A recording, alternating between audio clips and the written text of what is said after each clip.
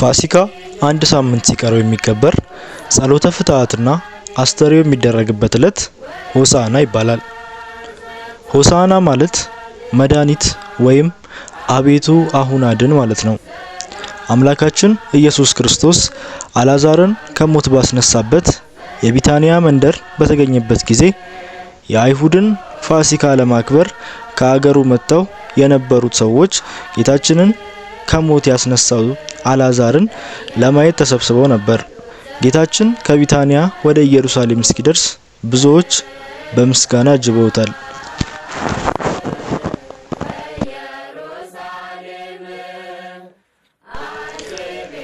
ሰላም፣ እንዴት ናችሁ?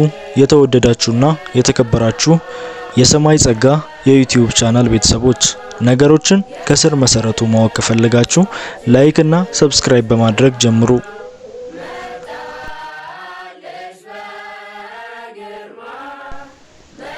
ጌታችን ወደ ኢየሩሳሌም ሲገባ ዘንባባ የምንጥፉ ሚስጥር የምን ምሳሌ ነው ብንል፣ ዘንባባ ይስሐቅ በተወለደ ጊዜ ደስ ብሎት አብርሃም ዘንባባ ይዞ እግዚአብሔርን አመስግኖታል። ዘንባባ ደርቆ እንደገና ሕይወት ይዘራል።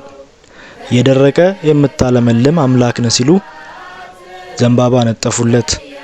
ዘንባባ የሰላም ምልክት ነው። የሰላም አምላክ ነህ ሲሉ ዘንባባ ነጠፉለት። ዘንባባ የደስታ ምልክት ነው። የሰላም አምላክ ነህ ማለት ነው። ዘንባባ እሾሃማ ነው። አንተ ሕያው አሸናፊ አምላክ ነህ ሲሉ ጌታችን ወደ ኢየሩሳሌም ሲገባ ዘንባባ ነጥፈው ተቀብለውታል።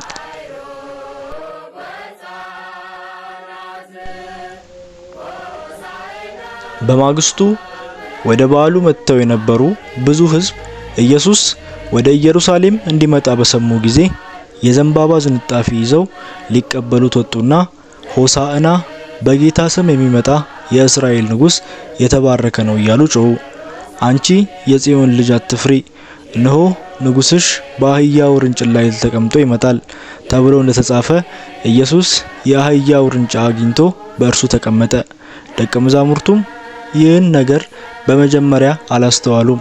ነገር ግን ኢየሱስ ከከበረ በኋላ በዚያን ጊዜ ይህ ስለ እርሱ እንደተጻፈ ይህም እንዳደረጉለት ትዝ አላቸው።